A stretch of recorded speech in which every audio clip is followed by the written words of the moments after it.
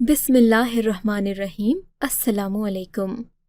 मेरे शौहर से रोज़ाना उनका एक दोस्त मिलने आता जो कि कम उम्र भी था, और उसके आते ही मेरे शौहर खुश हो जाते। इस बात पर मुझे हैरत थी, क्योंकि वो लड़का जब भी आता मेरा शौहर मुझे कमरे से जाने का कह देता और ख़ुद चादर ओढ़कर लेट जाता। वो लड़का उसके सिरहाने बैठा रहता।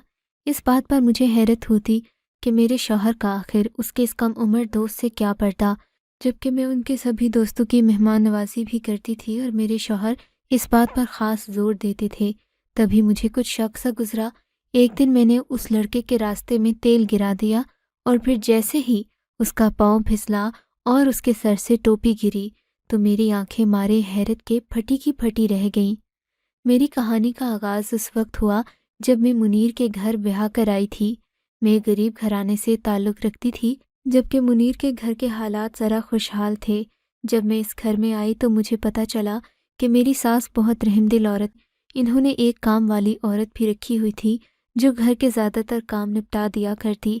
उसके बाद मेरे लिए कोई काम न बचता और मैं अपने शौहर के साथ वक्त गुजारती। मेरे शौहर का सलूक भी मेरे साथ बहुत अच्छा था। वो रोज़ाना मेरे लिए कोई ना कोई चीज़ तोहफे में ज़रूर लाता।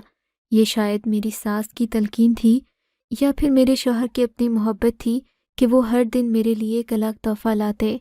मैं भी बहुत खुश थी, अपनी किस्मत पर नाज करती कि मेरा शौहर मेरे साथ किस कदर अच्छा सलूक करता है, जबकि मेरी बाकी सहेलियों के शौहर उनके साथ इतना अच्छा सलूक नहीं करते थे। तभी मैं अपनी किस्मत पर नाज करती और अपनी सहेलियों में इतराती फिरती कि मेरा शौहर बहुत अच्छा है। इन्हीं दिनों की बात है जब मुनीर ने घर लेट आना शुरू कर दिया। मुनीर अक्सर जब घर आते तो हम सब लोग खाना खा चुके होते। मैं उनके लिए खाने के इंतज़ार में बैठी रहती। वो मुझे डांटते कि तुम मेरा इंतज़ार न किया करो, खुद खाना खा लिया करो। मेरी सास को भी ये बात अच्छी नहीं लगती थी कि मेरा शौहर रात को देर तक घर से बाहर रहे। एक दिन मैंने भी मुनीर से इस बात का शिकवा किया। तब मुनीर कहने लगे कि मैं कल से तुम्हारा ये गिला दूर कर दूंगा, बस कल आखिरी दिन होगा। मैं रात को ज़रा लेट आऊँगा, दोस्तों के साथ गपशप में मसरूफ़ रहता हूँ। तुम तो जानती हो मेरे दोस्तों का सर्कल काफ़ी बड़ा है। तुम मेरा साथ दोगी तो मैं भी तुम्हारा साथ दूंगा। मैंने कहा ठीक है, कल मैं आपका इंतज़ार करूँगी। मुनीर ने मुझसे कहा कि रात को दरवाज़ा बंद मत करना, दरवाजे के आसपास ही खड़ी होकर मेरा इंतज़ार करना, क्योंकि दरवाज़ा खटखटाने से अम्मा अब्बा जाग जाएंगे और फिर मेरे लिए मसला होगा। तुम तो जानती हो अम्मा दफ्तर से लेट आने पर कितना शोर मचाती हैं। मुनीर ने मुझे कहा कि वो मेरे लिए कल कोई खाने की ख़ास चीज़ भी लाएंगे। मैं भी खुश हो गई। अगले दिन शाम का वक्त शुरू हुआ। मैंने सबके लिए खाना लगाया और ख़ुद भी थोड़ा सा खाना खा लिया, मुनीर को आने में देर हो जाए, ताकि ये बात पहले से ही सबके जहनों में बैठ जाए और मुनीर के आने पर कोई एतराज़ ना करे। मैंने फिर अपनी सास के पाँव वगैरह दबाए ताकि वो जल्द ही सो जाएं। वो भी जहाँ दीदा औरत थी, मेरा इशारा समझ गईं। थोड़ी ही देर में नींद की वादियों में खो गईं। मुझसे कहा कि कमरे की रोशनी बंद करके बाहर चली जाओ। मैंने शुक्र किया। मैं अपने कमरे में आ गई और मुनीर का इंतज़ार करने लगी। रात के 12 बज गए थे। मुनीर अभी तक घर नहीं आए थे। अब मुझे परेशानी होने लगी थी। मेरा इंतज़ार फ़िक्र में बदल गया था। तभी दरवाजे पर हल्का सा खटका हुआ। मैं समझ गई कि मुनीर घर आ गए हैं। दबे पाँव मैं अपने कमरे से बाहर निकली और बाहर के बैरूनी दरवाजे तक पहुंची। बिना आवाज़ पैदा किए मैंने दरवाज़ा खोलने की कोशिश की, मगर मुनीर भी इसी कोशिश में थे। तभी वो दरवाजे की चौखट से टकरा कर गिर गए। मुनीर के गिरने की देर थी कि खामोशी में शोर पैदा हुआ और मेरी सास की कच्ची नींद खुल गई। मैं जानती थी कि वो फ़ौरन उठकर बाहर आएंगी, और ऐसा ही हुआ। मैंने देखा मेरे अकब में मेरी सास खड़ी हम दोनों को घूर रही थी। फिर एकदम वो मुनीर पर फट पड़ी। मुनीर बेटा, इतनी देर से क्यों आए हो? जब मैंने तुम्हें कल कहा भी था कि आइंदा से घर वक्त पर आना, तो फिर तुमने मेरी बात क्यों नहीं मानी? और तुम? मेरी सास ने मेरी तरफ इशारा करते हुए कहा, तुम अपने शौहर को नहीं संभाल सकती? इसे कहा करो कि ये रात को जल्दी घर आए। रात को देर तक आवारागर्दी करने वालों के घर कभी भी नहीं बस पाते। मेरी सास ने मेरे शौहर की तरफ देखकर गुस्से से कहा, जबकि मुनीर को इस बात की कोई परवाह नहीं थी। इन्होंने मेरे लिए जो ख़ास चावल लाए थे मेरी सास के सामने ही मेरे हाथ में थमा दिए। इस बात पर तो वो और भड़क उठी। इन्होंने मेरे हाथ से मीठे चावलों की वो थैली छीन दी और गुस्से से बोली, अगर खाने का दिल करता है तो घर पर बना लिया करो, बाहर के गंदे खाने से तुम दोनों बीमार पड़ जाओगे। ये कहकर इन्होंने पास पड़ी प्लेट में वो चावल डाल दिए जो हमारे घर की बिल्लियों और परिंदों के लिए मखसूस थे। मुझे इस बात पर बहुत गुस्सा आया, मगर मैं कुछ भी बोली नहीं।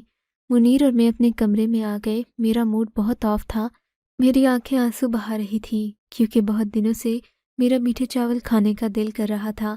तब मेरे शौहर ने मुझे सहारा दिया। तसल्ली देते देते इन्होंने एक ऐसी बात कह दी जिससे मुझे खुशी तो हुई थी, लेकिन इसके साथ साथ हैरत भी हुई।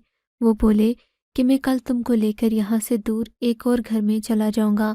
अम्मा हमारी हर बात में मुदाखलत करती हैं। हमारी नई नई शादी हुई है, हमें आज़ादी से रहना चाहिए। इस बात पर मैं अपने शौहर की दीवानी हो गई कि वो अपनी माँ के खिलाफ जाकर मेरा साथ दे रहे हैं। मैंने खुलकर खुशी का इजहार किया और अगले दिन का इंतज़ार करने लगी। अगला दिन शुरू हुआ तो मेरे तेवर बदल चुके थे। मैं अपनी सास के सामने बात बात पर इतराती, बदतमीज़ी करती, जबकि वो अपने काम में मसरूफ़ रहीं। शाम के 4 बजे मेरा और मुनीर का घर से निकलने का इरादा था।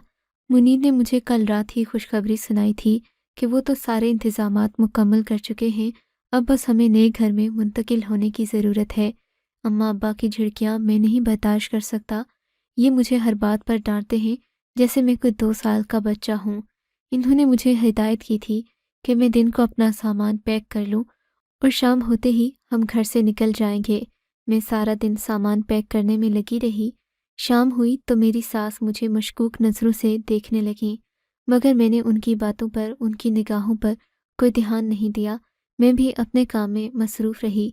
शाम के 4 बजे तकरीबन मुनीर घर में दाखिल हुए। मेरी सास मारे खुशी के उनका माथा चूमने लगीं। आ गया मेरा शेर, मैंने तुम्हारे और बहू के लिए मीठे चावल बनाए हैं।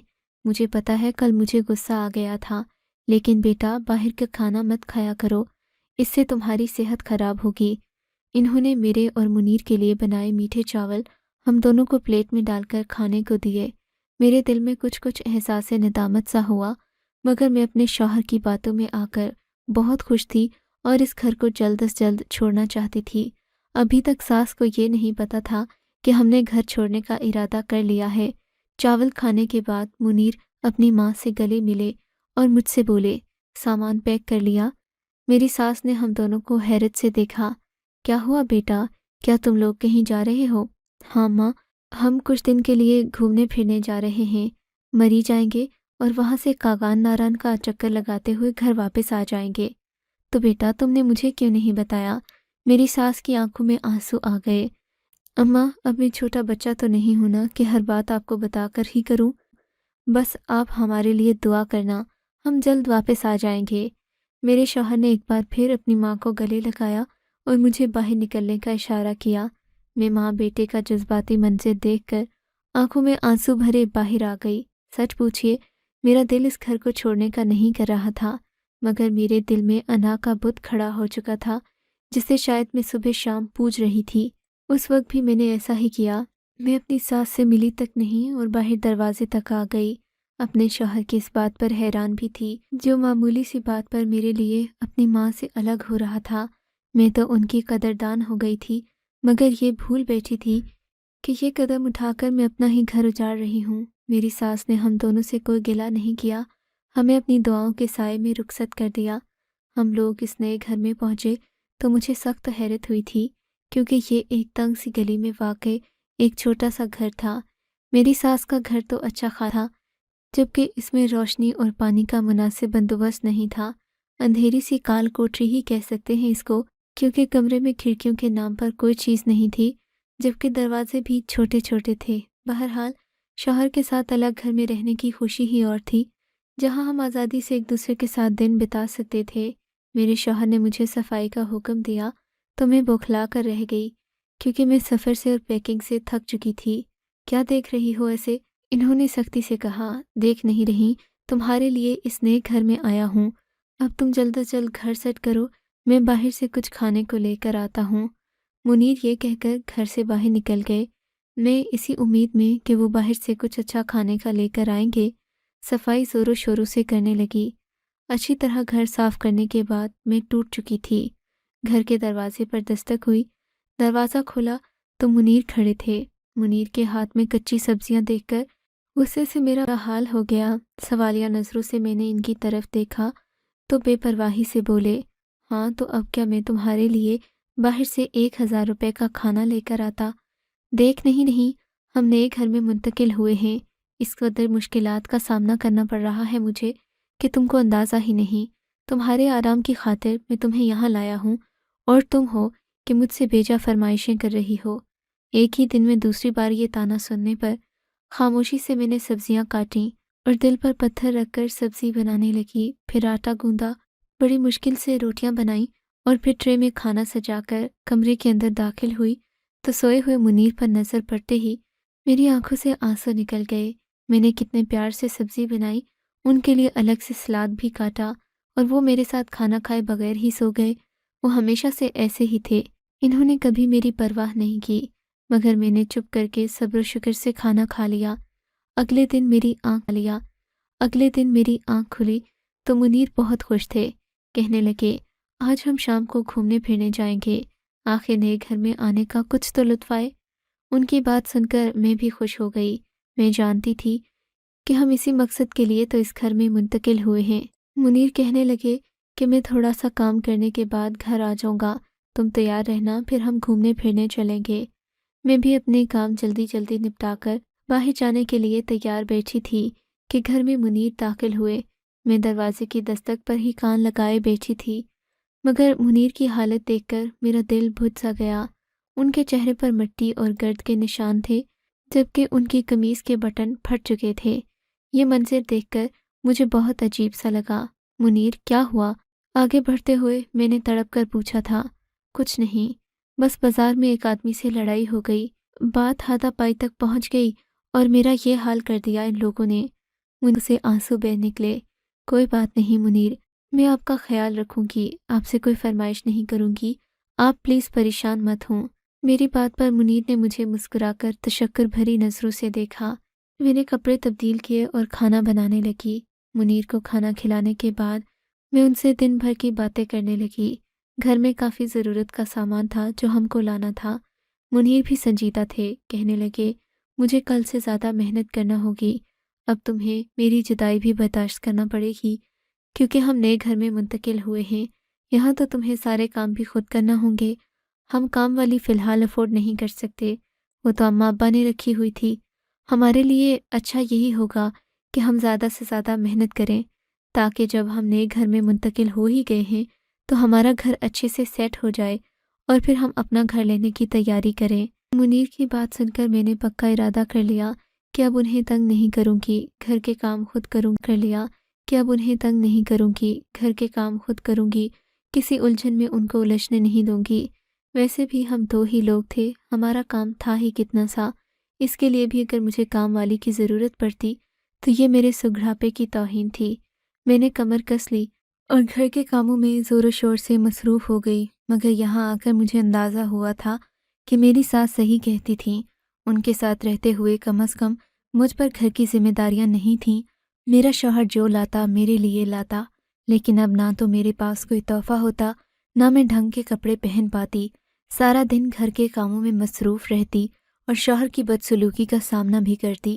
وہ بات بات پر مجھے یہی جتاتے کہ وہ میرے لیے اپنے ماں باپ سے الگ ہوئے ہیں اور میں ان کے اسی احسان تلے دب کر ان سے کوئی گلہ بھی نہیں کر پاتی۔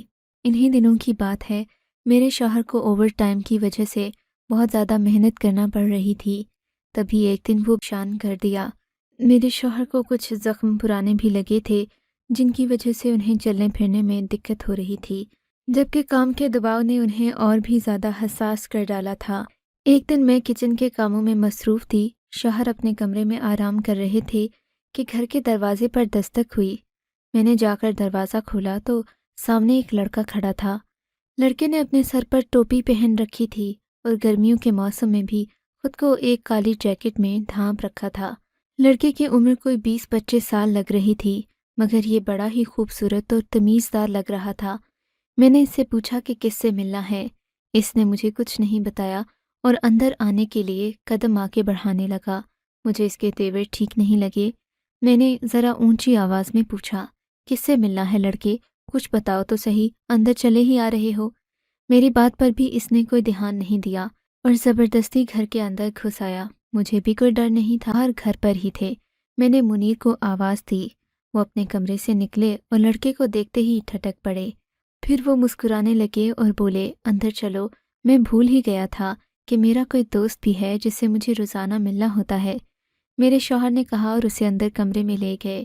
تب میں سمجھی کہ وہ تو میرے شوہر کا دوست تھا۔ میں نے شکر ادا کیا کہ میں نے اس لڑکے سے کوئی بدتمیزی نہیں کی، ورنہ خواہ میں اپنے شوہر کو ناراض کر بیٹھتی۔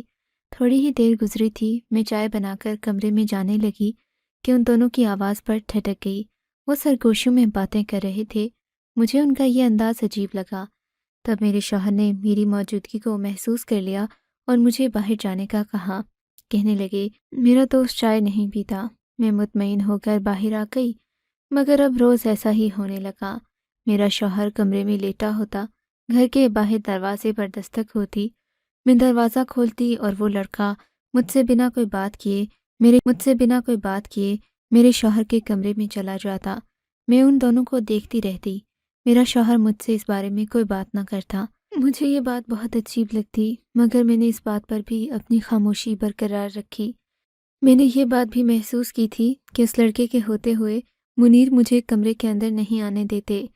تب مجھے تجسس ہوا کہ آخر یہ لڑکا اور میرا شوہر کیا باتیں کرتے ہیں جو یہ مجھ سے چھپانے لگے ہیں۔ کہیں کوئی غیر قانونی بات تو نہیں جو مل کر دونوں منصوبہ بندی کر رہے ہوں اور بعد میں میرے شوہر کو تھانے کچہری کے چکر کاٹنا پڑے۔ تب میں نے سوچ لیا کہ میں ان دونوں کی باتیں سنوں گی، لیکن یہ بھی ممکن نہیں تھا۔ میرے شوہر کو جانے کیسے خبر ہو جاتی اور وہ مجھے باہر آ کر اپنا کام کرنے کا کہتے۔ اب میرا دماغ ایک مختلف سمت میں چلنے لگا تھا۔ میں نے یہ بات بھی محسوس کی تھی کہ اس لڑکے کے سر پر ایک بھاری ٹوپی ہوتی جسے وہ کبھی نہ اتارتا۔ میں نے فیصلہ کر لیا، رہوں گی، کہیں نہ کہیں کوئی سچ تو مجھے معلوم ہوگا ہی۔ اگلے دن منیر کے کمرے سے نکلنے سے پہلے میں نے لڑکے کے راستے میں پانی اور تیل گرا کر پھسلن پیدا کر لی۔ میں جانتی تھی مجھ سے نظر بچا کر جب وہ لڑکا اس تیل پر سے تیزی سے گزرے گا تو ضرور پھسلے گا، اور ایسا ہی ہوا۔ جیسے ہی وہ لڑکا منیر کے کمرے سے باہر آیا، میں بھی سامنے آ گئی۔ مجھے دیکھ کر اپنی پھرتی دکھاتے دکھاتے وہ اچھل پڑا اور نیچے زمین پر گرتے ہی اس کے منہ سے چیخ نکلی، جو کہ ایک زنانہ چیخ تھی۔ وہ ایک عورت کی آواز تھی، جبکہ اس کے سر سے ٹوپی گرتے ہی اس کے گھنے بال زمین پر بکھر گئے، اور یہ دیکھ کر میں الف سے یہ تک ساری حقیقت سمجھ چکی تھی۔ میں جان گئی تھی کہ یہ وہی محبوبہ ہے جس کی خاطر وہ گھر سے باہر بھی رہے اور اپنے امی ابا سے دور آزادی حاصل کرنے کے لیے میرے ساتھ اس 2 کمروں کے گھر میں آ بسے۔ اس سے زیادہ دکھ کی بات میرے لیے کوئی نہیں تھی۔ وہ تو خدا کا کر کے مالی پریشانیوں نے میرے شوہر کو گھیر لیا، ورنہ وہ اسے دوسری شادی کرنے والے تھے۔ میں نے اپنے ساس سسر کی طرف رجوع کیا، ان سے معافی مانگی اور انہیں یقین دلایا کہ میں ہمیشہ ان کی خدمتگار بہو رہوں گی۔ میں جانتی تھی کہ ساس سسر کے ساتھ رہنے میں ہی میری بھلائی ہے۔ میری ساس نے بھی رحم دل عورت کی طرح مجھے سینے سے لگا لیا اور میری ہر غلطی کو معاف کر کے مجھے دوبارہ اپنی محبت بھری آغوش میں جگہ دی۔ میں آج بھی ان کی شکر گزار ہوں جنہوں نے میرے ٹوٹتے ہوئے گھر کو بچایا۔ اس دن اگر مجھے اس عورت کی حقیقت پتہ نہ چلتی تو شاید میں بے وقوف بنتی رہتی اور صرف آزادی کے نام پر اپنے شوہر کے ہاتھوں ظلم کا نشانہ بنتی رہتی، مگر میری ساس نے مجھے بروقت بچا کر مجھے بے دام خرید لیا، اور میں ہمیشہ ان کی شکر گزار رہوں گی۔ آپ کو اگر یہ کہانی اچھی لگی ہے تو اس ویڈیو کو لائک کیجیے، اور اس طرح کی مزید کہانیاں سننے کے لیے ہمارے چینل کو ضرور سبسکرائب کیجیے۔ کہانی سننے کا شکریہ۔ آپ سے ملاقات ہوگی اگلی ویڈیو میں، تب تک کے لیے اللہ حافظ۔